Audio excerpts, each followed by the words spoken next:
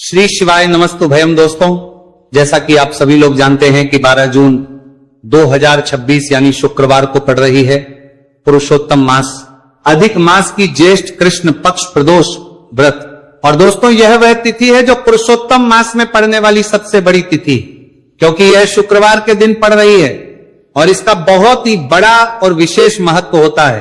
पूज्य गुरु जी ने कहा है कि अगर कभी भी मौका लग जाए और पुरुषोत्तम महीने की प्रदोष व्रत शुक्रवार को पड़ जाए तो आप लोगों को 11 चावल के दाने का उपाय तो अवश्य ही करना चाहिए।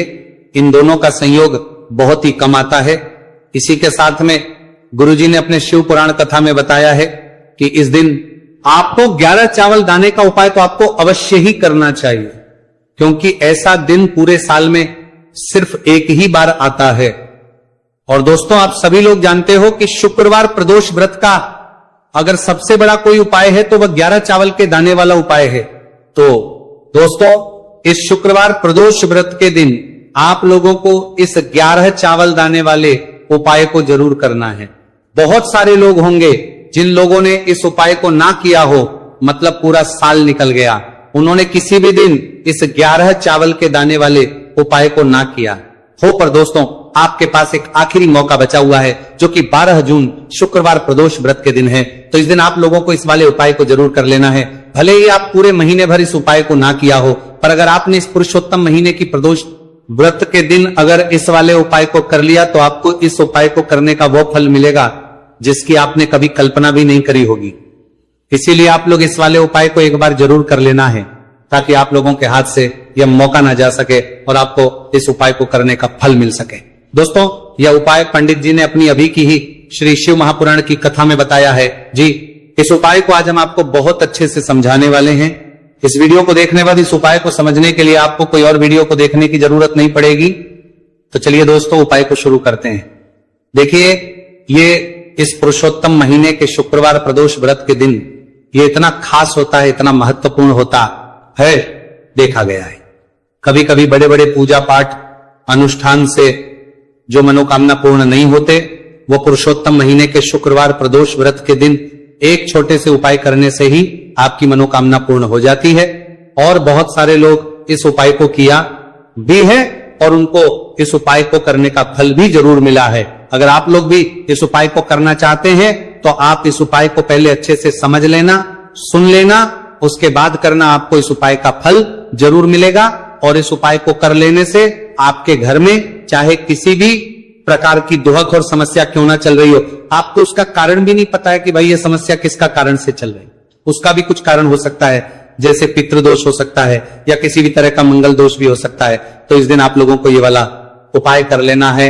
ये एक ऐसा उपाय है जिस उपाय को अगर किसी विशेष दिन पर किया जाए तो भाई उस विशेष दिन का जो है वह तो हमें मिलता ही मिलता है, पर हमने उस दिन पर इस उपाय को किया है तो हमें उससे भी बड़ा फल मिलता है और फल बहुत जल्दी मिलता है, क्योंकि आप इस उपाय को बहुत ही बड़े और विशेष पर कर रहे हो। तो चलिए अब उपाय के बारे में बात करते हैं, लेकिन उससे पहले आप लोगों को यह जानना आवश्यक है कि आखिर ये उपाय किस समय करना है, किसको करना है और कैसे करना है। तो चलिए हम आगे आपको वीडियो में एक एक करके बता देते हैं। लेकिन उससे पहले अगर आप लोग हमारे चैनल पर पहली बार आए हैं या फिर मेरी आवाज आज पहली बार सुन रहे हैं तो हमारे चैनल को सब्सक्राइब जरूर कर लेना और इस वीडियो को करके कमेंट बॉक्स में श्री शिवाय नमस्तुभयम, ओम नमः शिवाय जरूर टाइप कर देना। तो दोस्तों, इस 11 चावल के दाने वाले उपाय को हमें इस शुक्रवार प्रदोष व्रत के दिन कैसे करना है, किसको करना है, किस समय करना है और कहां पर करना है, ये सारे सवालों के जवाब आपको इस वीडियो में मिल जाएंगे। और जो ये वीडियो देखेगा भाई, उसको 11 चावल के दाने वाला उपाय जरूर करना चाहिए, क्योंकि इस दिन एक चावल के दाने का बहुत ही बड़ा और विशेष महत्व होता है। और जब बात आ जाए 11 चावल के दाने की तो ये सोने पर सुहागा वाली बात हो जाती है और ये एक बहुत ही बड़ा उपाय हो जाता है इस शुक्रवार प्रदोष व्रत का। तो अब दोस्तों, इस 11 चावल के दाने वाले उपाय को आखिर करना किसको है, सबसे पहले हम लोग वो बात जान लेते हैं। तो देखो, घर की जो बड़ी माताएं बहनें होती हैं, उन माताओं बहनों में से कोई भी एक बड़ी माता बहन इस वाले उपाय कर सकती है। और दोस्तों, अगर आप चाहे तो अपने घर में से सभी सदस्यों को भी इस उपाय को करवा सकते हैं। अगर किसी व्यक्ति की खुद की कोई मनोकामना है खुद की कोई दुख और परेशानी है जो कि वह अपने लिए ही करना चाहता है, इस वाले उपाय को तो वह खुद अपने लिए भी कर सकता है। बाकी अगर कोई घर में से ऐसा है जो कि अपने पूरे घर परिवार की सुख और शांति के लिए ये वाला उपाय करना चाहता है तो भाई वो भी कर सकता है, उसमें भी कोई दिक्कत वाली नहीं है। कहने का मतलब यह है कि इस उपाय को हर एक सदस्य भी कर सकता है और पूरे घर परिवार के सदस्य के लिए घर की बड़ी माताओं बहनों में से कोई एक माता बहन भी कर सकती है। माताएं बहनें अगर घर में उपस्थित ना हो या वो ये वाला उपाय ना कर पा रही हो तो फिर घर का कोई बड़ा सदस्य भी इस 11 चावल के दाने वाले उपाय को कर सकता है, चाहे फिर वो पुरुष ही क्यों ना हो, उसमें कोई भी दिक्कत वाली बात नहीं है। अब दोस्तों, इस 3 बल के दाने वाले उपाय को हमें करना कहां पर है? हमें इसे शिव जी के मंदिर में जाकर करना है। बहुत सारे लोग प्रश्न करते हैं हर एक उपाय को करते समय क्या हम इस उपाय को घर पर कर सकते हैं? तो इस वाले उपाय को आप घर पर नहीं कर सकते हो। इस वाले उपाय को करने के लिए आपको शिव जी के मंदिर ही जाना पड़ेगा। उसके बाद में दोस्तों जो अगला प्रश्न निकल कर आता है वो ये आता है, इस उपाय को लेकर कि आखिर इस उपाय को हमें किस समय करना है, सुबह के समय करना है कि शाम के समय करना है? तो देखो, इस वाले उपाय को आप लोग सुबह के समय भी कर सकते हो और शाम के समय प्रदोष काल में भी कर सकते हो। अब अगर आप पूछो कि भाई सबसे उत्तम समय कौन सा रहेगा इस 31 चावल के दाने वाले उपाय को करने का, तो हम आपसे बस यही कहेंगे कि इस उपाय को आप सुबह के समय करेंगे तो ज्यादा बेहतर होगा।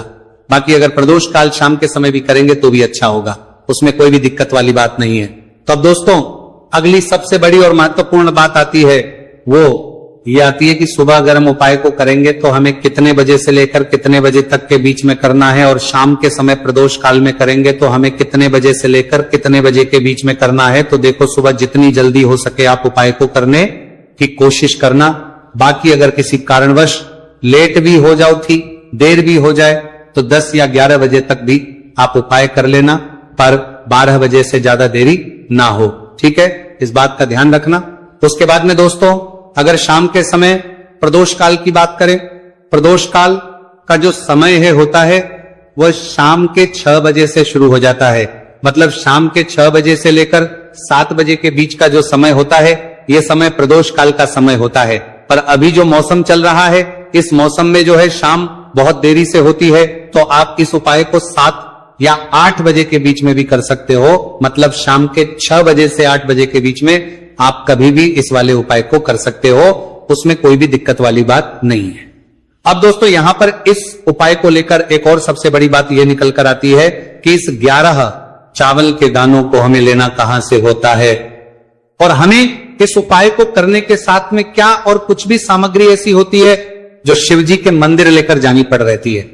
तो देखो यहां पर हम आपको बता दें, सबसे पहले आप लोग ये जान लो कि ये जो 3 चावल के दाने वाला उपाय है, सिर्फ और सिर्फ आप उपाय की सामग्री लेकर कभी भी शिव जी के मंदिर मत जाना, क्योंकि हमें भगवान के सामने ये नहीं दर्शा है कि अगर हम भगवान शिव जी के मंदिर आए हैं तो अपने फायदे के लिए आए।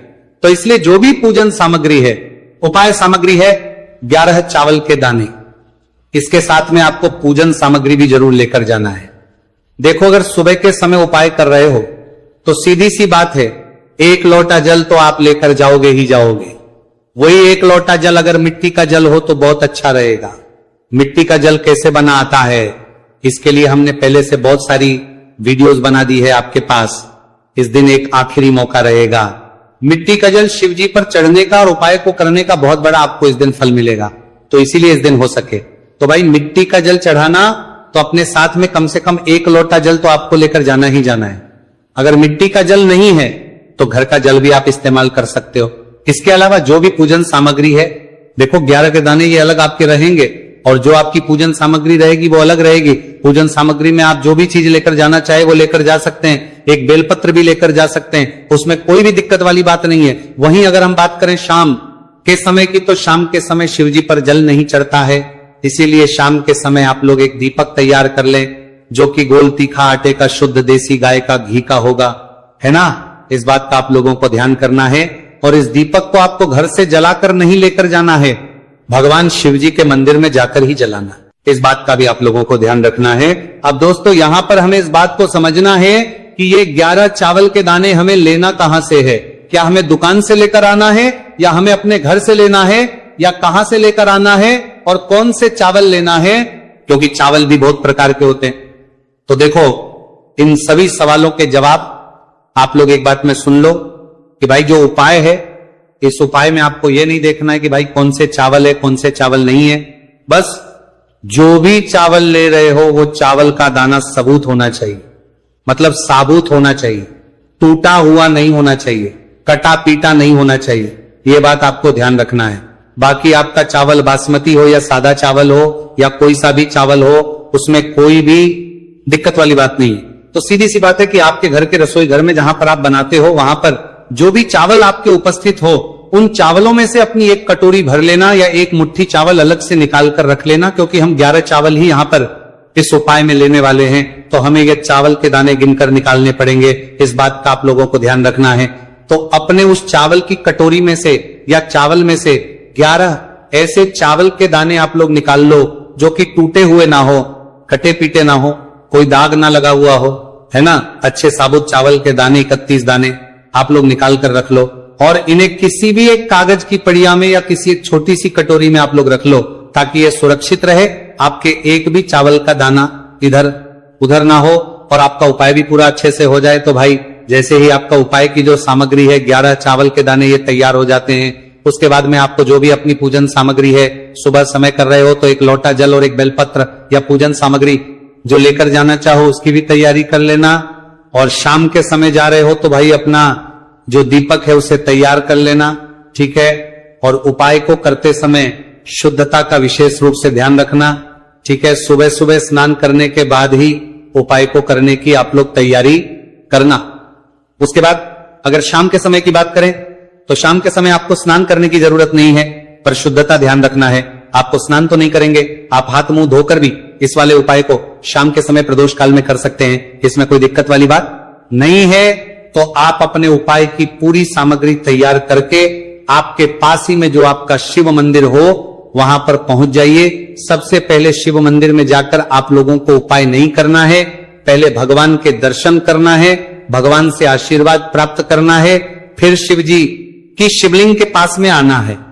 शिवलिंग के पास में आने के बाद जो पूजन सामग्री लेकर आए हुए हैं, जैसे कि सुबह गए हुए होंगे तो एक लोटा जल और जो भी पूजन सामग्री लेकर आए हैं आप उनसे भगवान शिव जी की पूजन कीजिए। सबसे पहले तो एक लोटा जल ही चढ़ेगा, फिर आपको एक बेलपत्र श्री शिवाय नमस्तु भयम का जाप करते हुए शिवलिंग पर चढ़ा देना है।